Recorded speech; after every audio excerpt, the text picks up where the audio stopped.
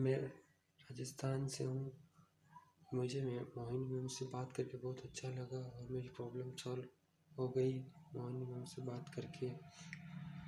और 1 साल से झूठे कैसे फंसा हुआ था। मैं एक बीकॉम का स्टूडेंट हूँ। मैं राजस्थान से हूँ। Thank you Mohini ma'am, thank you so much जो आपने मेरी हेल्प की, एक गरीब बच्चे की हेल्प की। आप सभी को भली भांति ये बात पता ही है कि आप सभी के साथ मैं सिल्वर जुबली स्पेशल सीरीज चला रही हूं और इस सीरीज का हिस्सा आप भी बन सकते हैं। और इसके लिए आपने सिर्फ इस दिए गए नंबर पर व्हाट्सएप करना है और ये लिखना है कि आप भी इस सीरीज का हिस्सा बनना चाहते हैं।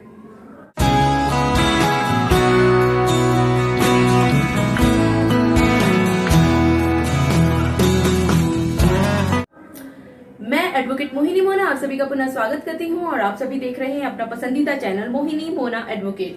अगर आपने मेरे इस चैनल को अभी तक सब्सक्राइब ना किया हो या आप मेरे चैनल के लिए नए हैं तो इसको जल्दी से जल्दी सब्सक्राइब कर दीजिएगा ताकि आपको इसी तरह के लीगल इन्फॉर्मेटिव वीडियोस की नोटिफिकेशन सबसे पहले मिल सके। आज मैं आप सभी के साथ एक ऐसा केस डिस्कस करने वाली हूँ जो कि इस सीरीज का लकी विनर नंबर 7 है, लेकिन क्योंकि इसमें कुछ इस तरह की बातें हैं कि वो आप सभी के साथ नाम के साथ शेयर नहीं की जा सकती, क्योंकि कहीं ना कहीं किसी की इंडिविजुअलिटी को छुपा करके रखने का भी यहाँ पर सवाल उत्पन्न होता है। तो यहाँ पर मैं आप सभी के साथ ऐसा अनोखा उलझा हुआ केस डिस्कस करने वाली हूँ। इस तरह के सिचुएशंस आप सभी के सामने भी बहुत बार आती रही होंगी। एक लड़का और एक लड़की एक ही इलाके में करते थे। मेरा सब्सक्राइबर लड़का है और यहाँ पर जब इनकी आपस में बातचीत हुई तो इन बातचीत के जरिए कहीं ना कहीं एक प्रेम संबंध इन दोनों के बीच में जागा। व्हाट्सएप के जरिए यहाँ पर इन दोनों के बीच में बातचीत होती रही और ये लड़की जब जब ये कहा इस लड़की ने कि वो इससे शादी करना चाहती है, ये लड़का अंदर से घबराया हुआ था, क्योंकि उसको ये लगता था कहीं ऐसा ना हो जैसा उन्होंने अक्सर सुना हुआ है बहुत जगह पर कि लड़कियां शादी तो बहुत जल्दी कर लिया करती हैं लेकिन शादी के बाद उनको कहीं का नहीं छोड़ती, खासकर अगर लव मैरिज हो तो ये लड़का बार बार व्हाट्सएप पर चैटिंग के दौरान ये पूछता रहा कि मैं आप पर कोई दबाव नहीं डाल रहा हूं, लेकिन क्या आप फिर भी मुझसे शादी करना चाहती हैं। और हर बार लड़की ने कहा कि उस पर किसी तरह का दबाव नहीं है, उस पर किसी भी तरह की जबरदस्ती नहीं है, कि वो रहेगी तो सिर्फ और सिर्फ हमारे इस सब्सक्राइबर के साथ। और उसने कहा कि वो बिल्कुल हर तरह से हमारे सब्सक्राइबर के साथ शादी करने के लिए तैयार है। यहाँ पर हमारे सब्सक्राइबर ने एक बात और भी पूछी कि अगर इन दोनों की शादी हो जाती है तो कहीं ये उसे बीच में दगा तो नहीं देगी, कहीं ये इसको बीच में छोड़ करके तो नहीं चली जाएगी, और ये सब्सक्राइबर किसी भी हालत में शादी होने के बाद इसको किसी और को छूने भी नहीं देगा। और ये साधारण बात हुआ करती है, ऐसा ही अक्सर लवर्स कहा करते हैं। आखिरकार इस लड़की ने जोर दिया कि नहीं चलो, परिवार में तो पता नहीं कब पता चलेगा और क्यों ना ये दोनों शादी कर लें। इन्होंने 2019 में एक दूसरे के सामने अपना लव प्रपोजल रखा और आखिरकार इन्होंने शादी के लिए एक दूसरे के हामी भर दी। और 21 दिसंबर 2019 को ये दोनों पहुंचते हैं एक मंदिर में और मंदिर में जाकर के बकायदा शादी कर लेते हैं। इनके पास सर्टिफिकेट है और इन्होंने दोनों ने इस शादी को करते समय बहुत सारे एफिडेविट्स जो फाइल करने होते हैं, लिखने होते हैं, उन सभी एफिडेविट्स पर इन दोनों के बकायदा दस्तखत हैं। और ये जाकर के बहुत प्यार से ये दोनों मंदिर में शादी कर लेते हैं। इनके पास बहुत सारे बहुत खूबसूरत फोटो भी हैं जिसमें साफ नजर आ रहा है कि लड़की बहुत खुश है इस लड़के के साथ और लड़का भी बहुत खुश है इस लड़की के साथ। हालांकि मुझे कहना चाहिए पति बहुत खुश है पत्नी के साथ और पत्नी बहुत खुश है पति के साथ, क्योंकि इनकी विवाह हो चुका है। इसी महीने दिसंबर में ही, अभी 21 दिसंबर को इनकी शादी हुई है। कुछ ही दिन के बाद ये दोनों, अच्छा इससे पहले मैं बताना चाहूंगी कि ये दोनों शादी करने के बाद अपने अपने परिवार में चले जाते हैं, ये सोचते हुए कि वो दोनों अपने अपने परिवार को अपने अपने हिसाब से समझा लेंगे, बुझा लेंगे और उसके बाद फिर एक होंगे। तो इन्होंने ये आपस में निर्णय लिया कि वो पति पत्नी की तरह एक साथ नहीं होंगे। इन्होंने शादी की और अच्छे बच्चों की तरह ये दोनों अपने अपने घर में चले गए। कुछ दिन के पश्चात ये पत्नी अपने पति से कहती हैं कि इनको 30,000 रुपए की जरूरत है, क्योंकि ये पति बन चुके हैं, इनकी शादी हो चुकी है। तो इन पति के मन में भी कोई भी शंका नहीं थी। इन्होंने चुपचाप से 30,000 रुपए एज इट इज अपनी पत्नी के अकाउंट में ट्रांसफर कर दिए। फिर इनके बीच में थोड़ी थोड़ी बातें होती रही और ये कोशिश करते रहे शायद अपने घर में बताने के लिए, लेकिन हिम्मत नहीं जुटा पा रहे थे अपने घर में कह पाने की। और आखिरकार ये जो लड़की है इसने अचानक से अपने रवैये बदलने चेंज कर दिए और इसने धीरे धीरे धीरे धीरे बात निकाल करके यहां तक ले गई कि इस लड़की ने ये कहा इस लड़के को कि वो अपने घर पर बताया है उन्होंने और उसके परिवार के लोग इस शादी को आगे बढ़ाने के लिए उत्सुक नहीं हैं। तब तक हमारे इस सब्सक्राइबर ने अपने घर में कोई भी बात नहीं बताई थी। इनके पूरे खानदान में अभी तक किसी को नहीं पता कि इनकी शादी हुई है। और ये लड़का भी बहुत संस्कारी है, इसने भी इस चीज का ध्यान रखा कि चाहे ये पति पत्नी बन क्यों ना गए हों, लेकिन सामाजिक तौर से नहीं बने हैं, क्योंकि समाज में अभी किसी को नहीं पता है। तो इन्होंने अपने मुंह से ये बात बिल्कुल नहीं निकाली कि इनकी, हमारे सब्सक्राइबर साहब की और इस लड़की की शादी हो चुकी है।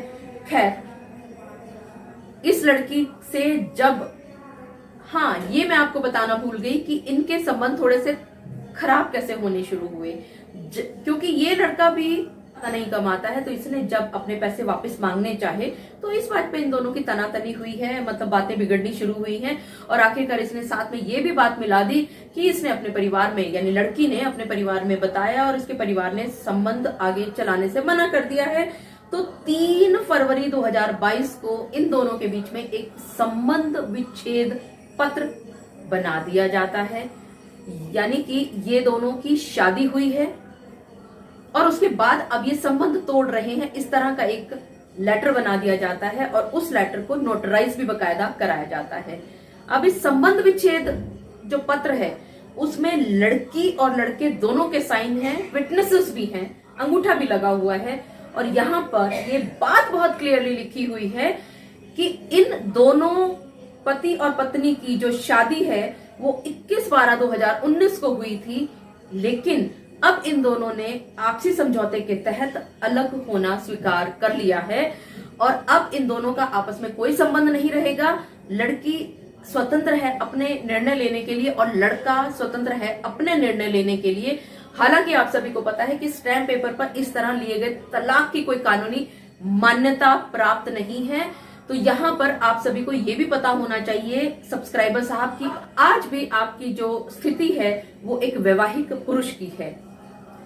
यहाँ जो आपकी पत्नी है उन्होंने संबंध विच्छेद की तो बात कह दी और ये भी कहा दोनों पक्षों ने इस संबंध विच्छेद पत्र में कि ये दोनों शादी के बाद कभी भी एक साथ नहीं रहे हैं, इन दोनों का कोई भी शारीरिक संबंध नहीं बना है।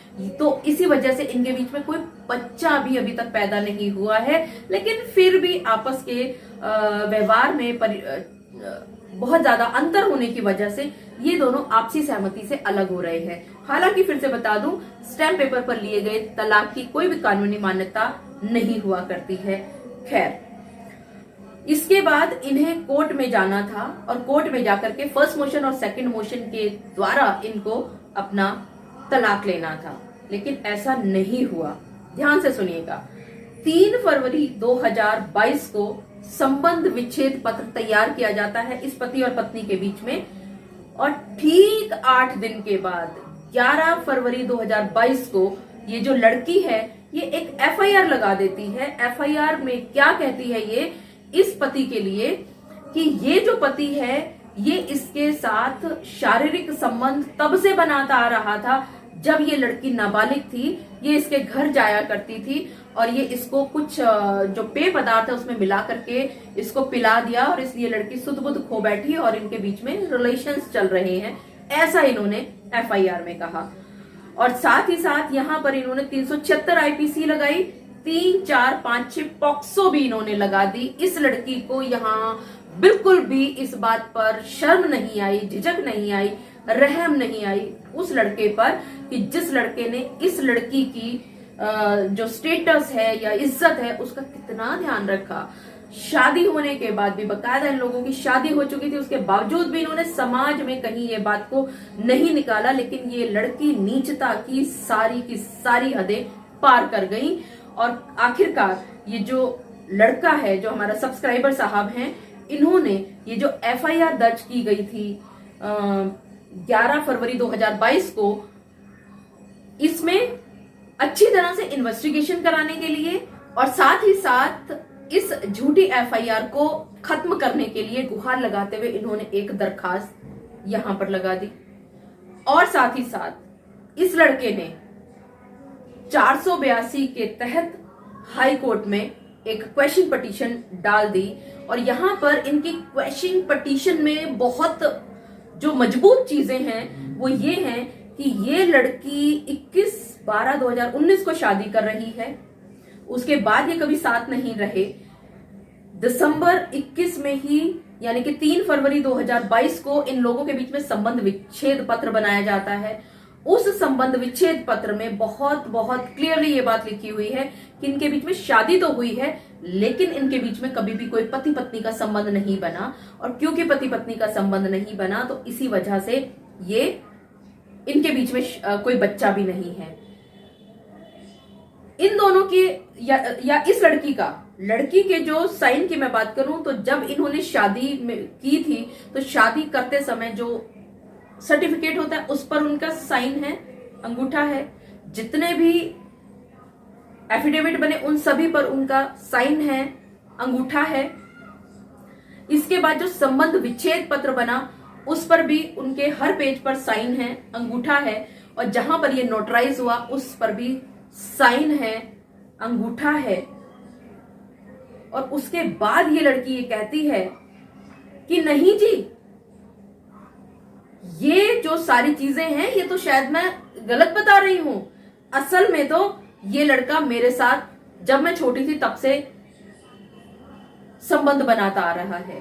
अब यहां ये लड़की को कौन समझाए कि या तो ये बाद की सारी चीजें झूठी हैं या पहले की सारी चीजें झूठी हैं। और अगर एक चीज झूठी है तो दूसरी चीज सच्ची नहीं होती, वो भी झूठी होती है। तो कहीं ना कहीं ये इस ट्रैप में बहुत बुरी तरह से फंसने वाली है। और सब्सक्राइबर साहब, आपको डरने की जरूरत नहीं है, आपके फेवर में ये सारे के सारे डॉक्यूमेंट खड़े हुए हैं। और ये लड़की जो आप पर आज डिमांड कर रही है, यहां एक बात आपको मैं बताना भूल गई कि जब संबंध विच्छेद पत्र बनाया गया था तो उस समय पर इस लड़के ने अपनी इच्छा से जो 30,000 रुपए इसको लड़की को दिए थे उसको भी लेने से मना कर दिया था।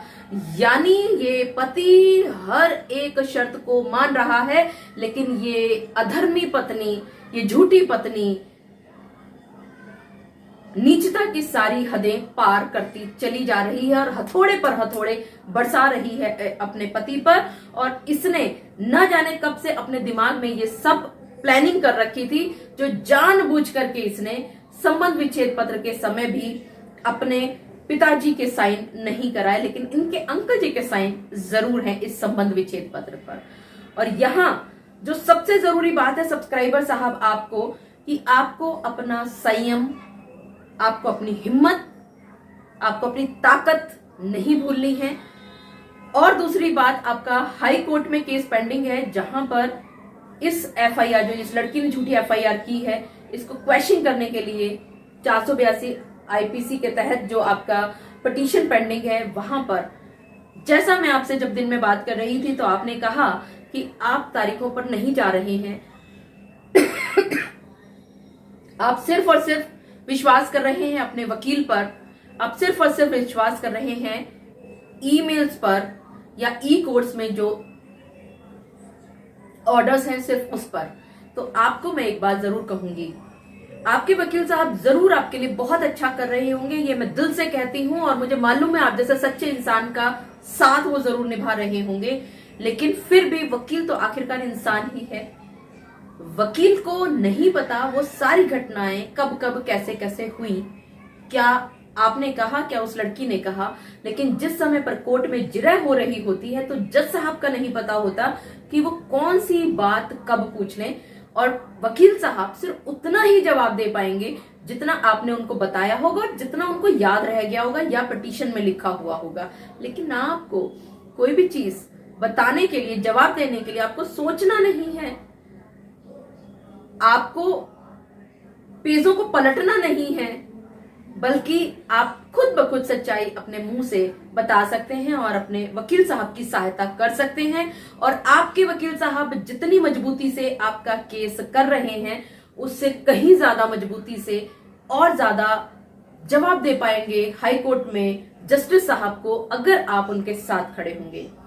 साथ ही साथ सब्सक्राइबर महोदय, आप अपनी इस पत्नी को, जिसने आपके साथ झूठ बोलने का या नीचता पर गिरने का, आपने देखा कि सारी हदें उन्होंने पार कर ली है, तो इनके विरुद्ध जितने केसेस बनते हों उससे कहीं ज्यादा आपको उनके ऊपर केस फाइल करने हैं। और हनी ट्रैप का केस तो आपने जरूर ही फाइल करना है कि कैसे उसने एक होनहार, सुंदर, नौजवान, हष्ट-पुष्ट लड़के को बेवकूफ बनाते हुए उसको किस तरह से लूटा है। और यहां पर मैं आपको अगर लूटने की बात बताऊं तो इस लड़की ने ऑनलाइन तो 30,000 रुपया लिया है, लेकिन इसके अतिरिक्त इसने इस संबंध विच्छेद पत्र को बनाने के लिए या वकील से बात कराने के लिए, समझौते कराने के लिए ना जाने कितने कितने पैसे ले लिए हैं। कम से कम ये लड़का, ये हमारा सब्सक्राइबर आज 5 लाख रुपया इस लड़की तक पहुंचा चुका है। और ये लड़की रुकने में नहीं आ रही है, लेकिन हम सभी आपके साथ हैं। अगर इस तरह से कोई भी लड़की, आप सभी सब्सक्राइबर से मैं बात कर रही हूं, अगर आप सभी के साथ कोई भी लड़की इस तरह से प्रेम संबंधों में आती है और शादी की बात करती है, तो आपको ये सारी सावधानियां जरूर बरतनी है, जिन सभी सावधानियों का जिक्र मैंने पूरे वीडियो के दौरान किया है। मुझे पूरा विश्वास है कि सब्सक्राइबर साहब, आप और बाकी सभी लोगों को भी आज के इस वीडियो के माध्यम से ये बात भली भांति पता चल गई होगी कि प्रेम संबंधों में पींगे बढ़ाना बहुत आसान है, लेकिन अगर बात शादी तक आ जाती है और शादी करते वक्त आपको क्या क्या सावधानियां बरतनी है, किस किस चीजों का आपने ध्यान रखना है, वो सारी चीजें मैंने आपको वीडियो में बताई है। और आखिर में लड़कियों से भी गुहार लगाना चाहूंगी कि अगर आप प्रेम विवाह करने जा रही हो तो प्लीज ऐसा मत करो। आप सिर्फ यहाँ पर ये मत सोचो कि सिर्फ आप लड़के के बारे में गलत कह करके आप छुट जाओगी, बच जाओगी। आप ध्यान रखें, अगर आप लड़के पर पत्थर मार रही हैं तो वो जो कीचड़ के छींटे हैं, वो दाग आपके मुंह पर भी वापस आने वाले हैं। मुझे पूरा विश्वास है कि आप सभी को मेरा आज का वीडियो भी बहुत अच्छा लगा होगा। अगर आपको मेरा आज का वीडियो भी अच्छा लगा तो इसको लाइक, शेयर और कमेंट करना ना भूलिएगा। और हाँ, अगर आप मेरे चैनल के लिए नए हैं तो इसको जल्दी से जल्दी सब्सक्राइब कर दीजिएगा, ताकि आपको इसी तरह के लीगल इन्फॉर्मेटिव वीडियोस की नोटिफिकेशन सबसे पहले मिल सके। अपना और अपने परिवार का बहुत अच्छी तरह से ध्यान रखिएगा। Thank you, take care, bye.